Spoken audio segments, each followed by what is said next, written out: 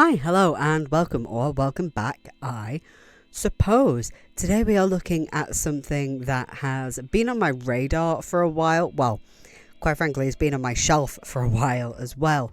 But it's just one of those books where I've always looked at it and gone, I'll get round to it eventually.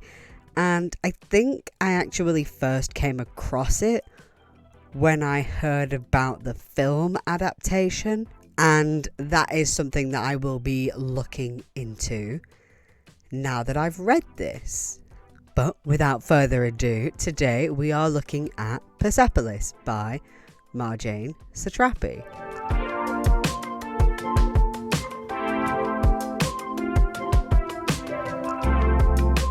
And this is a book that will no doubt break your heart, but it is absolutely worth it. So, early on we have a young Marjane, because this is autobiographical. We have a young Marjane basically trying to wrap her head around a climate that is hard enough for adults to understand.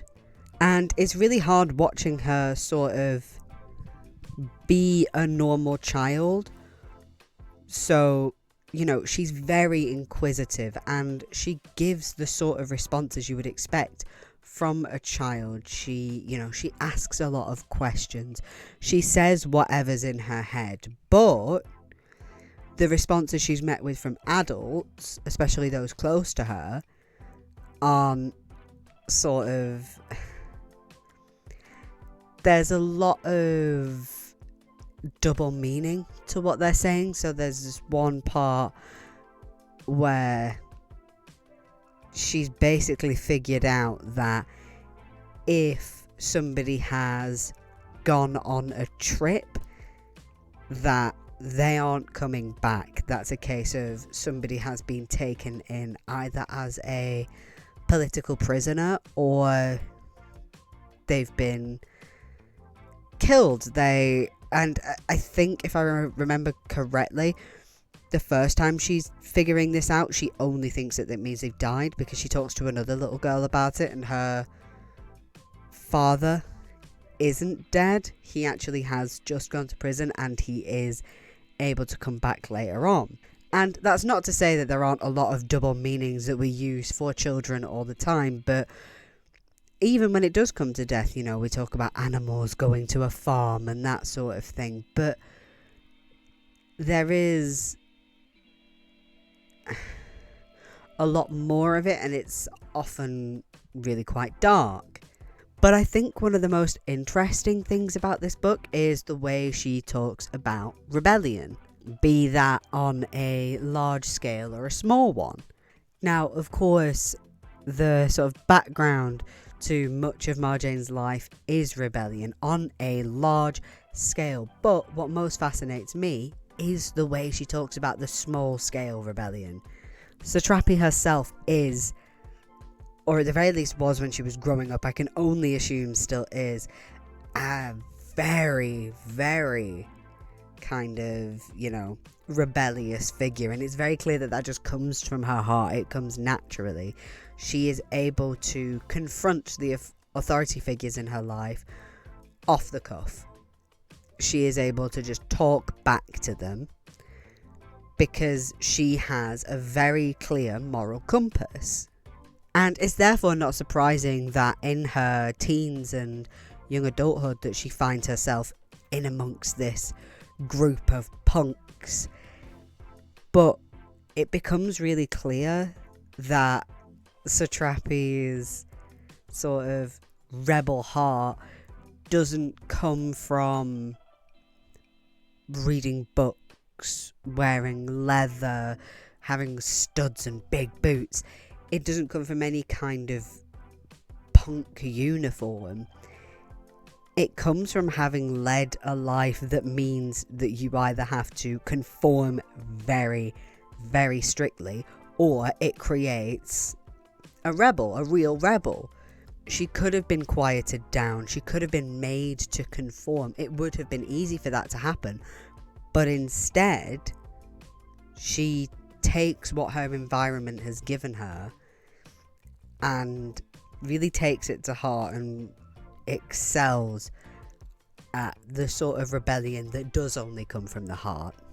You know, for some people, rebellion is a conscious effort, like I was talking about just then when I was saying, you know, the kind of punk uniform, wearing makeup in a certain way, or, you know, you make choices to rebel against certain things. But for others, it's just a product of their environment. It just comes from the heart.